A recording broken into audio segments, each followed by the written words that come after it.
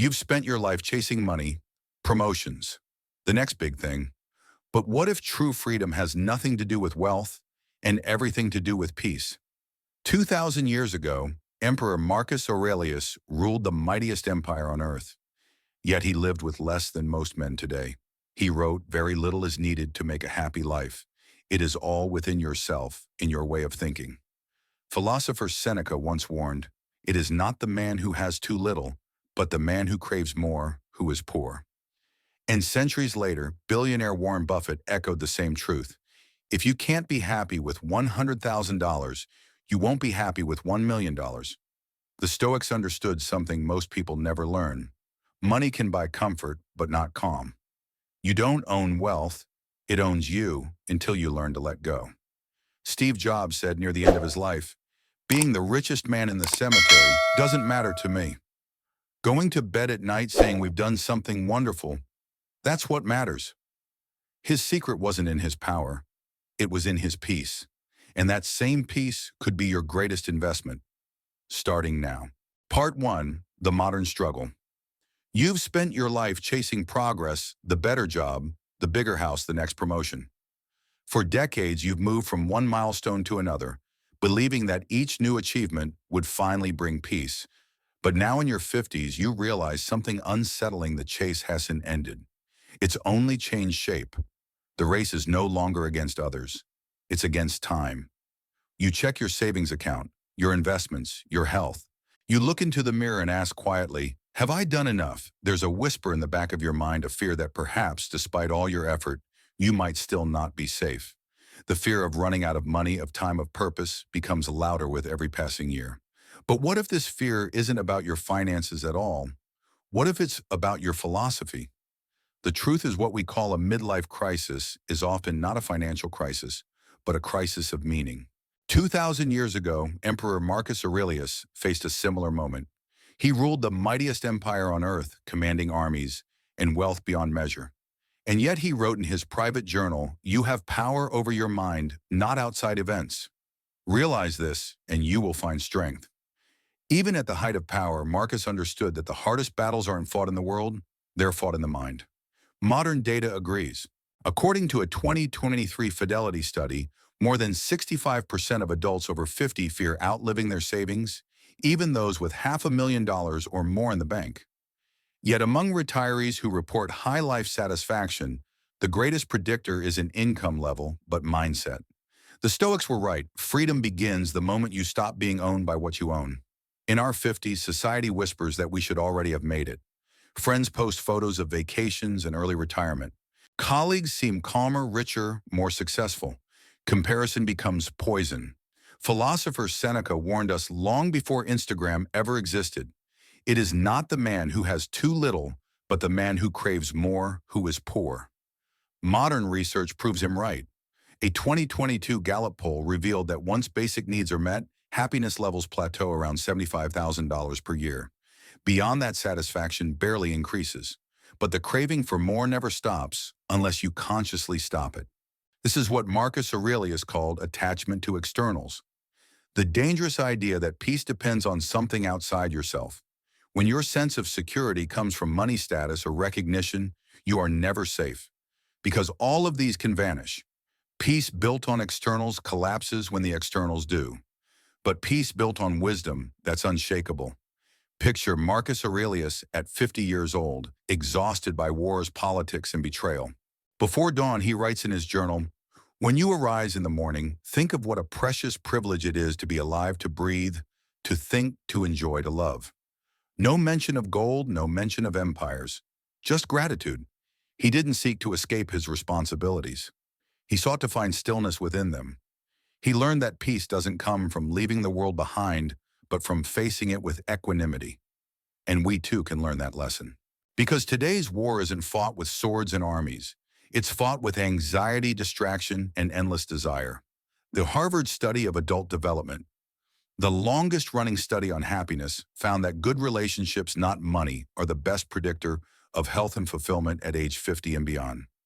Loneliness, in contrast, increases mortality as much as smoking 15 cigarettes a day. Your portfolio might grow, but your soul can still go bankrupt. Even Warren Buffett once said, "You can't buy time. You can't buy love. You can't buy peace of mind." The Stoics would nod in agreement, because financial independence isn't about owning everything, it's about needing less so that nothing owns you. Let's make this real. Imagine David, a 52-year-old corporate manager earning $150,000 a year.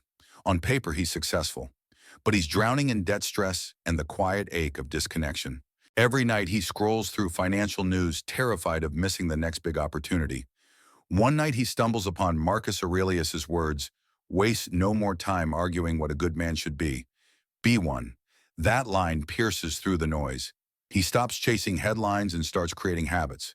He builds what he calls his Stoic portfolio, 3 accounts: survival for essentials, freedom for investments, purpose for experiences that give meaning. After 1 year, his net worth hasn't doubled, but his peace of mind has. Because the Stoic path isn't about building wealth. It's about building clarity. The Stoics had a simple formula for resilience control: what you can accept, what you can't, and act with virtue anyway.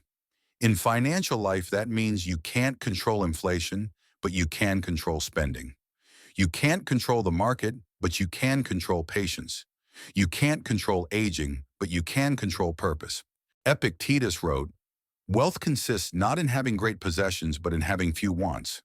Modern psychology echoes this idea. Cognitive behavioral therapy, one of today's most effective treatments for anxiety, was inspired by Stoic philosophy. It teaches that suffering doesn't come from events themselves, but from how we interpret them. When your investments drop, the Stoic doesn't panic. He practices. Every downturn becomes a classroom in calmness. Every loss a lesson in letting go. If you want to test this for yourself, try what I call a Stoic audit. Every evening, ask 3 questions. What today was outside my control, and did I accept it calmly? What desire or fear controlled me today? And what simple thing brought me peace that money couldn't buy? Do this for 7 days. You'll notice your anxiety about not having enough begin to dissolve. Gratitude grows where fear once lived. That's not luck, that's training.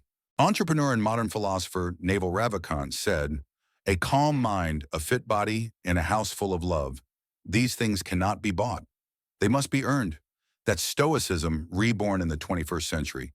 Because real financial independence isn't freedom from work, it's freedom from worry. You don't retire from responsibility, you retire from anxiety. And that is what Marcus Aurelius would call true wealth. So ask yourself, if you lost your income tomorrow, would your peace collapse with it? If so, then your wealth doesn't belong to you, you belong to it. The Stoic path begins when you stop measuring success by your bank account and start measuring it by your tranquility. Marcus wrote, "The happiness of your life depends upon the quality of your thoughts. That is your true portfolio, your mind." And in the next chapter, we'll go deeper. We'll step inside Marcus Aurelius' world to see how the most powerful man on earth practiced humility, simplicity, and self-discipline, and how those same habits can build your financial freedom today. Because wisdom without practice is just theory, but when you live it, it becomes freedom. Part 2, the philosophy of Marcus Aurelius. There is something powerful about a man who has everything yet chooses simplicity. Marcus Aurelius, Emperor of Rome, ruler of millions, master of armies, lived in marble palaces, but slept on a straw mattress when traveling with his soldiers. He could have indulged in endless luxury, yet he wrote, "Waste no more time arguing what a good man should be one."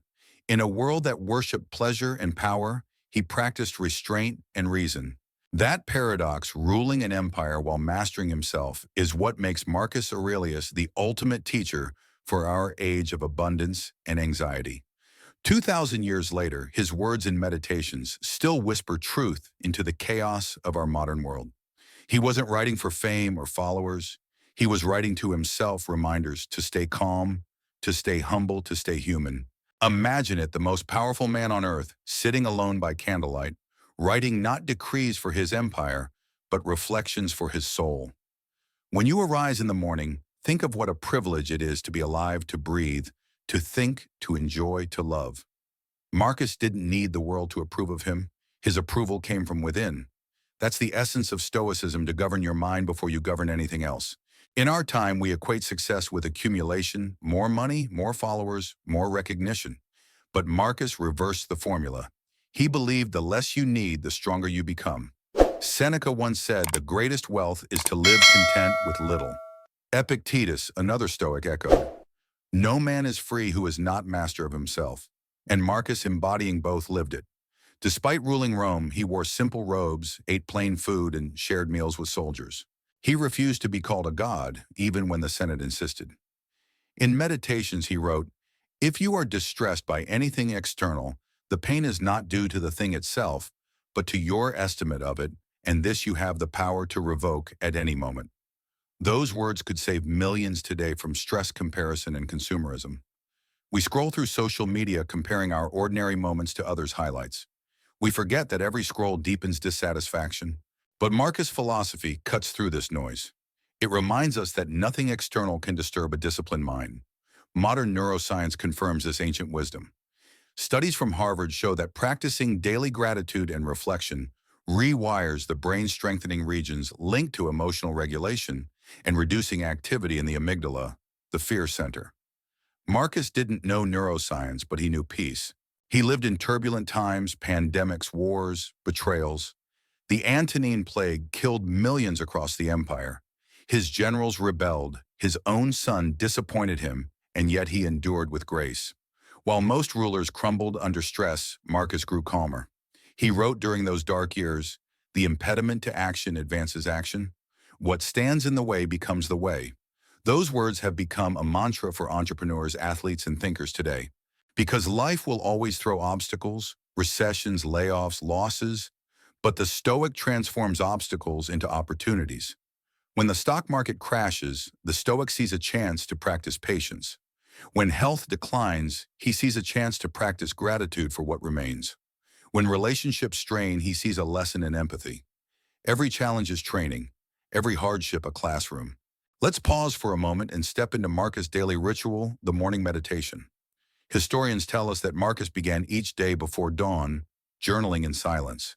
He asked himself, what kind of day will this be?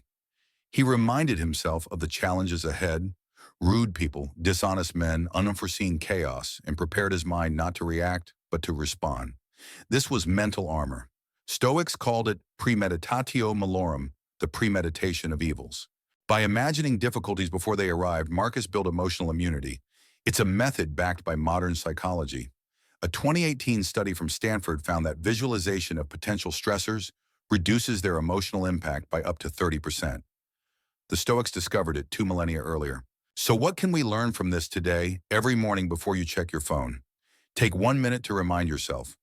Things may go wrong today, markets may fall, people may disappoint me, but my peace depends only on me. Do this and you're not just surviving, you're training. Marcus's wisdom was not passive philosophy, it was practical leadership. He led armies but refused cruelty. He commanded wealth but practiced charity. When plague struck Rome, instead of retreating to safety, he stayed in the city to comfort his people. He knew that leadership wasn't domination, it was service. He wrote, what is your profession? To be a good man. In today's corporate world, that lesson is revolutionary. Leadership isn't about status or control. It's about composure under pressure, integrity over image. Modern executives who study Stoicism, from Tim Ferriss to Ryan Holiday, credit Marcus Aurelius as the foundation of their success. Because his philosophy turns chaos into clarity. Let's make this tangible.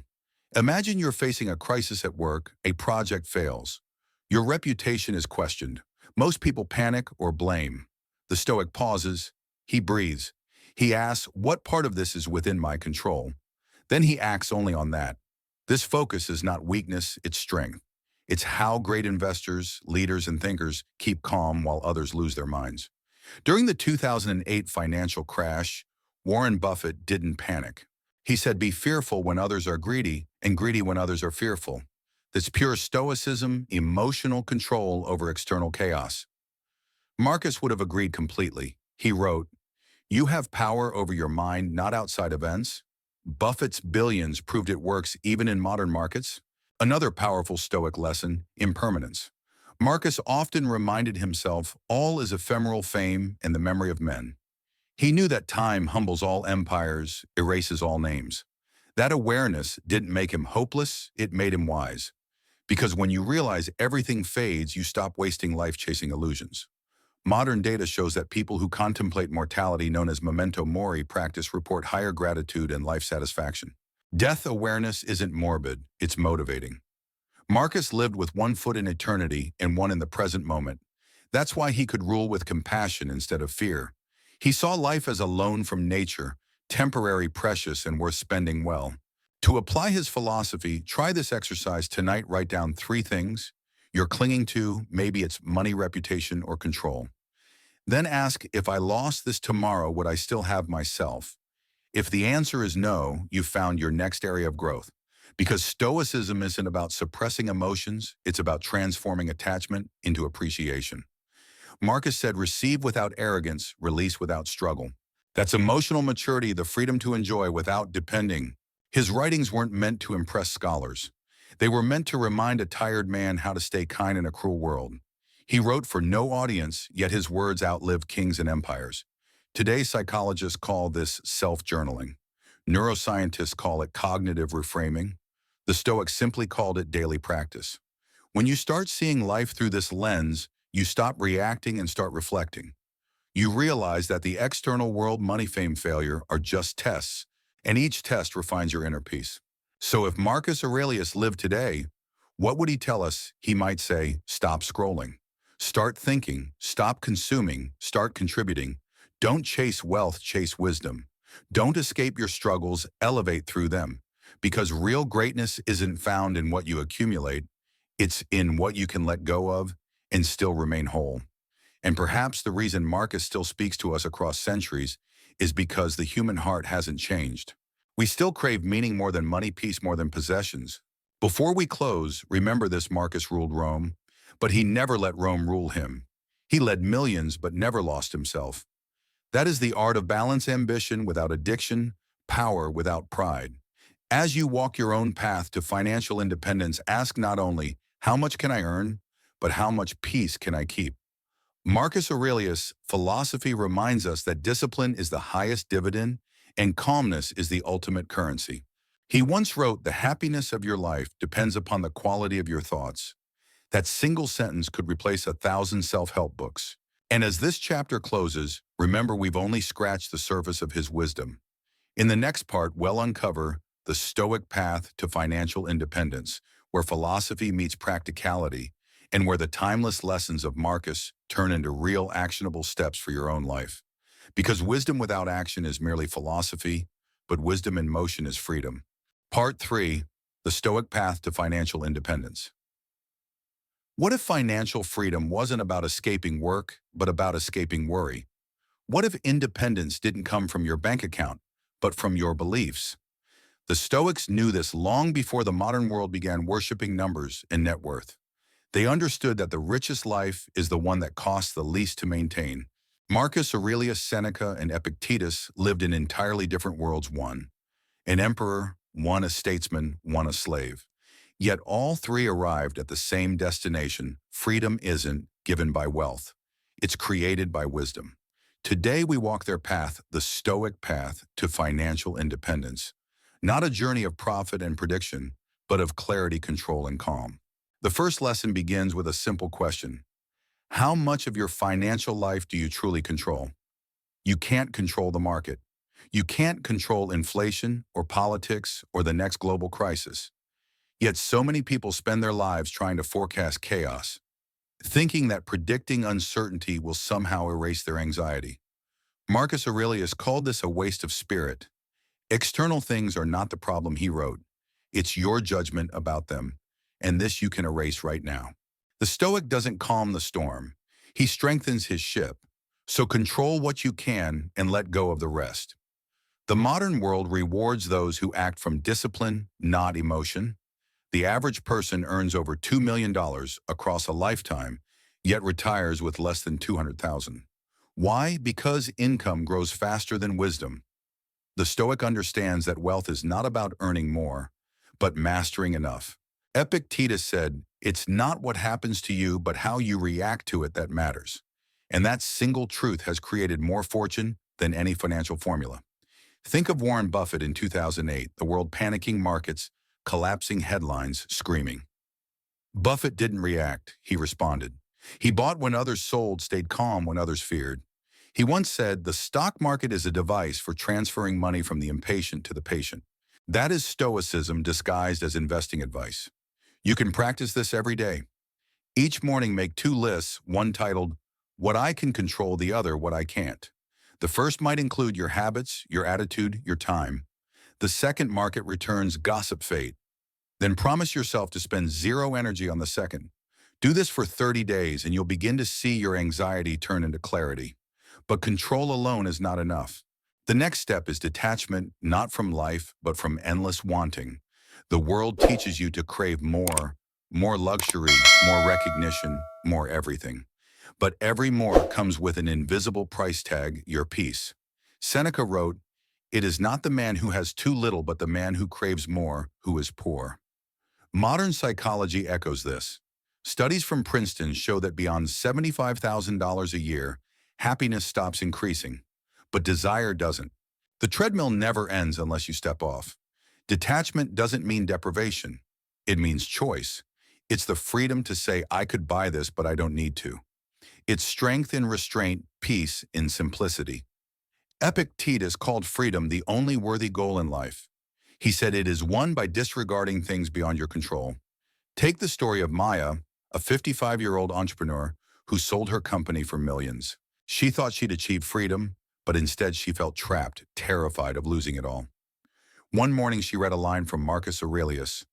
Wealth consists not in having great possessions, but in having few wants. Something shifted. She began simplifying, sold 2 homes, reduced expenses, focused on experiences over things. Within months, her anxiety faded. She said, I didn't buy freedom, I deleted what imprisoned me. If you want to feel that same release, try what I call a desire fast.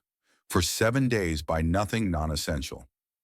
Skip the luxury coffee, the impulse shopping, the endless upgrades. Write down what you already own that still brings peace. You'll discover that contentment was never missing, it was merely buried under excess. And then comes the final pillar, purpose. Because money without meaning is just motion without direction. Marcus Aurelius didn't chase fortune or fame, he chased virtue. Each morning he asked himself, how can I serve the common good today? He wrote, men exist for the sake of one another, teach them or bear with them. Modern research supports this. Harvard studies show that people who use their income to create experiences or help others report up to 30% more happiness than those who spend only on themselves. In a world obsessed with accumulation, contribution becomes rebellion. Service transforms money into meaning.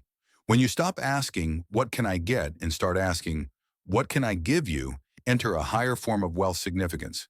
Now imagine combining all 3 Stoic pillars, control, detachment, and purpose, into one practical system. I call it the Stoic portfolio. It has 3 accounts. The first, the survival account, which covers essentials like food, shelter, and health. This represents stability. The second, the freedom account, your investment, savings, and assets representing growth. The third, the purpose account, money dedicated to generosity, learning, and experiences that build character, representing fulfillment. Every dollar that passes through your hands becomes a reflection of your values. This isn't theory, it's tested. Financial teachers like Ramit Sethi and Stoic thinkers such as Ryan Holiday have shown that aligning spending with purpose builds more satisfaction than doubling income. Because when money follows meaning, peace follows money. To live the Stoic path, you don't need a monastery or $1 million. You need awareness. Each decision is a test. Am I acting from impulse or intention? Am I reacting from fear or responding from virtue? Stoicism turns the chaos of finance into a mirror for your character. Try this 7-day challenge to bring the lessons home.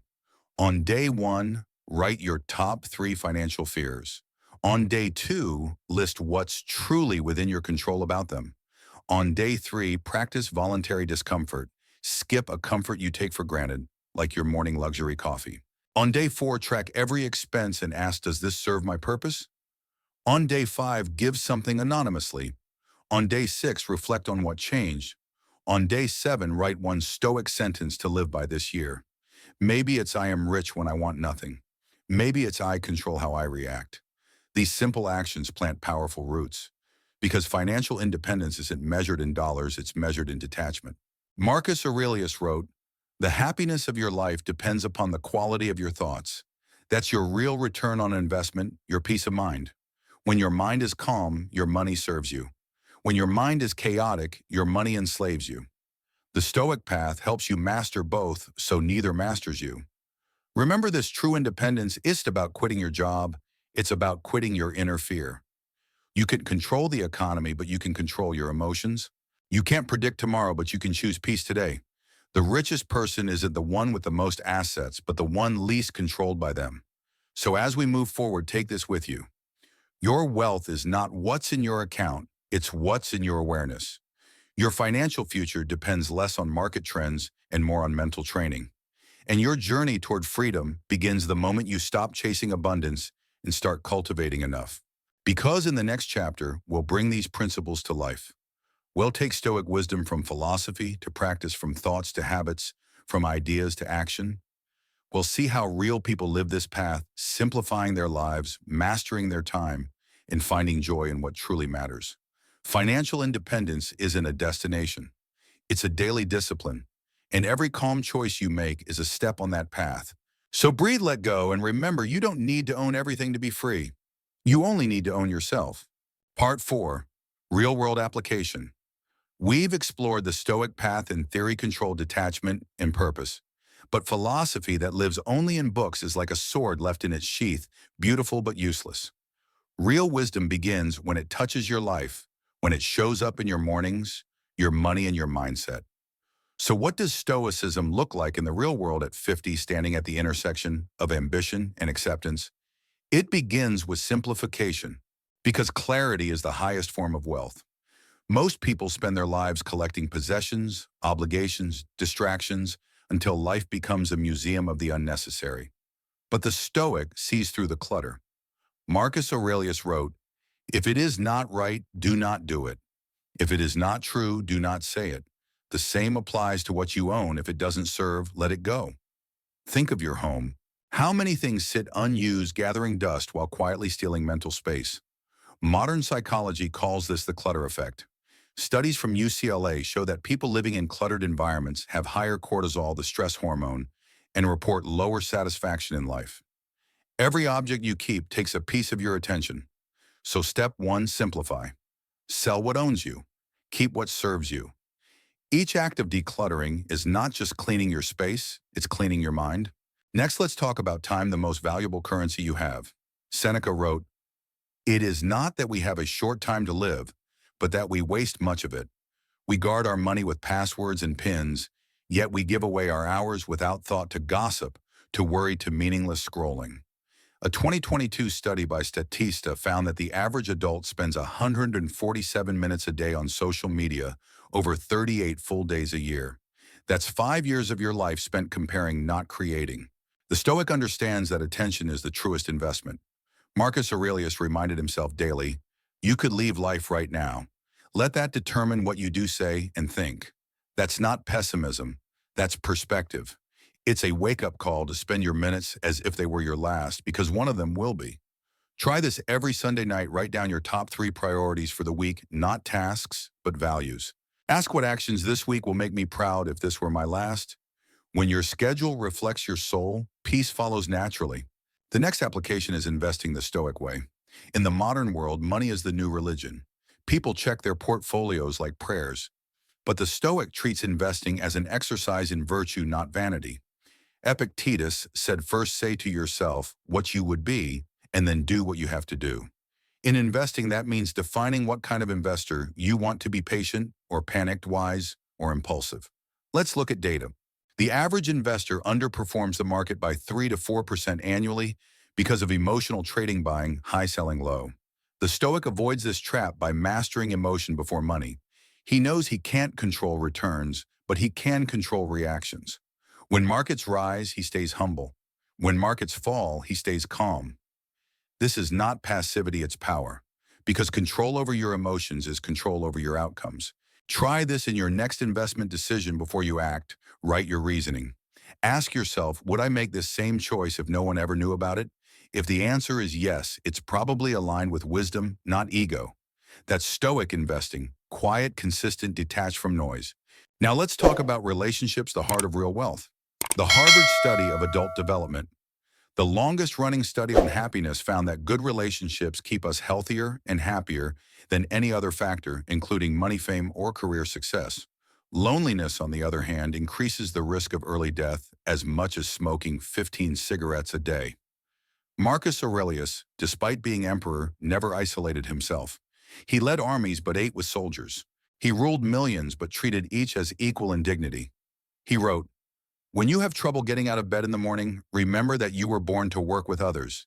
In your 50s, it's easy to withdraw, to focus on retirement, independence, and personal comfort. But the Stoic teaches interdependence, not isolation. The greatest wealth you'll ever hold is the trust of people who love you. So call your old friend. Spend time, not money, on your children. Share your wisdom with someone younger. Every genuine connection you build is a deposit in the only bank that never crashes, the human heart." The next habit, daily reflection.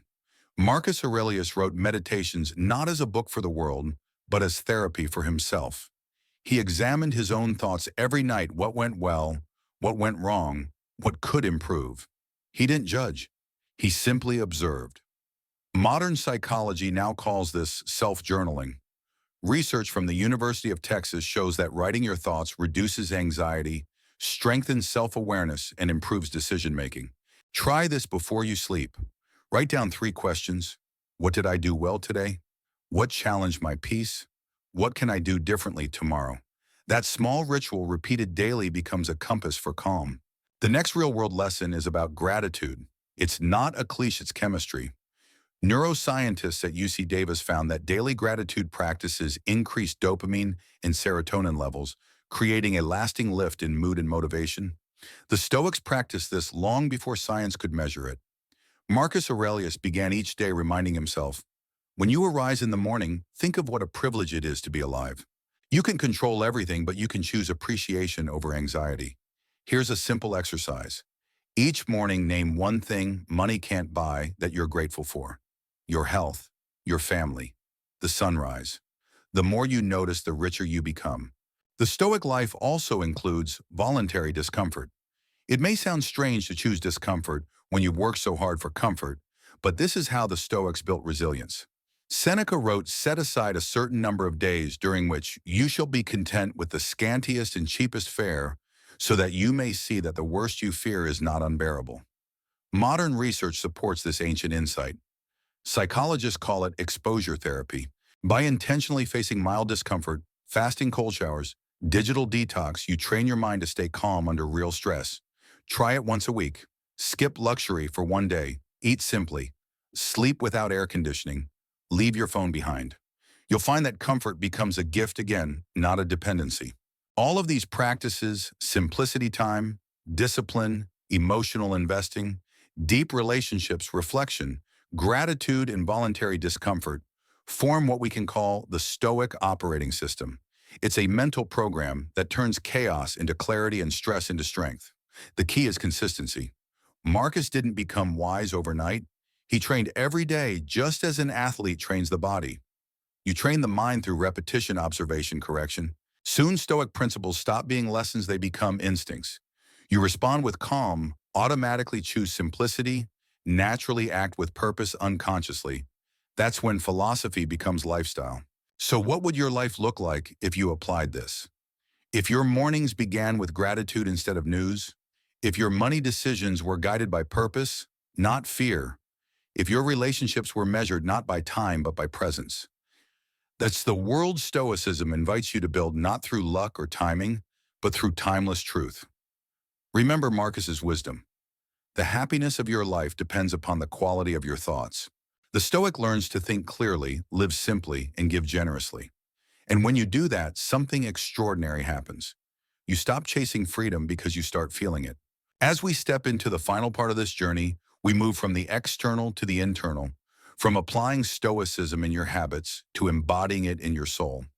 Because real independence doesn't come from money or mastery, it comes from inner freedom. In part 5, we'll explore how to find that freedom, the kind that no crisis, no loss, no aging can take away. the kind Marcus Aurelius carried through war, betrayal, and plague. The freedom to remain unshaken no matter what the world takes from you. So take a breath and remember, you don't find peace in the world. You bring it with you. Part 5. The Inner Freedom. There comes a point in life when you realize freedom isn't something you achieve. It's something you remember. It's not found in your account balance, your possessions, or your status. It's found in the silence between your thoughts, the peace that remains when everything else is gone. This is the final chapter of our journey, the deepest layer of Stoicism. We've learned how to control what we can detach from desire and live with purpose. But now we arrive at the ultimate destination, inner freedom, the state Marcus Aurelius reached not through wealth or victory, but through acceptance. He wrote, "You could leave life right now. Let that determine what you do, say, and think." Those are not words of despair. They are words of liberation. Because when you no longer fear loss, you begin to live fully. Think about this. You've spent your 50s accumulating security savings, respect. You fought hard for stability. But deep down, another voice whispers, what if it all disappeared tomorrow? That's the question that exposes the truth. How much of your peace depends on what can be taken away? Marcus faced the same test. As emperor, he lost friends to betrayal, armies, to war, children to illness. Yet he wrote, everything we hear is an opinion, not a fact. Everything we see is a perspective, not the truth. He refused to let external chaos disturb internal order. While the empire trembled, he remained still like the eye of the storm. This is what the Stoics called ataraxia, tranquility of the soul. It's not indifference, it's invincibility. When your peace no longer depends on possessions or praise, you become untouchable. Modern psychology now calls this emotional regulation, but Marcus called it wisdom. He knew that no amount of wealth could buy serenity, and no crisis could steal it once found. Today, researchers agree. A study from Yale in 2022 showed that people who regularly practice mindfulness and acceptance have 43% lower stress levels and greater resilience during crises. The Stoics discovered the same truth 2 millennia earlier. They practiced what modern science now proves: freedom is not the absence of difficulty, it's the mastery of response. Seneca said, "A gem cannot be polished without friction, nor a man perfected without trials." Every hardship, every loss, every disappointment is polishing your soul into clarity. So when life tests you, when markets fall, when relationships shift, when health declines, remember, this is training. The Stoic does not ask, why is this happening to me? He asks, how can I use this? Let's revisit Marcus in his final years. The empire is weakening, his health fading. He writes in his journal his last recorded thoughts. Do not act as if you had 10,000 years to live. Death hangs over you. While you live, while it is in your power, be good. He doesn't fear death, he befriends it. He sees it as nature's reminder to live now, to act with integrity, to love deeply, to waste nothing. That is inner freedom, the courage to live without denial and to die without regret. This is why memento mori, remember you must die, was not a morbid phrase for the Stoics. It was fuel for life. Because when you remember death, you stop postponing life. Let's bring this down to your world, the modern, noisy digital age. Today, our minds are trapped in constant comparison, wealth, beauty, success. We live in a world that sells insecurity to sell products. But you can't buy peace, you build it. So how do we build inner freedom today? It starts with awareness, the simple act of observing your thoughts instead of obeying them. When fear says, you're falling behind, you smile and say, behind what? When desire whispers, you need more, you reply, I already have enough. When anger flares, you breathe and ask, what's within my control right now? That pause, that moment between impulse and action, is where freedom lives. Try this practice each morning before checking your phone. Sit for 1 minute in silence. Breathe. Notice your thoughts. Then repeat this sentence from Marcus Aurelius. I am content with what nature gives me and ready for what it takes away. It's a small ritual, but like gravity, it pulls you back to peace. And when peace becomes your default, decisions become clear. You no longer spend impulsively, react emotionally, or chase endlessly.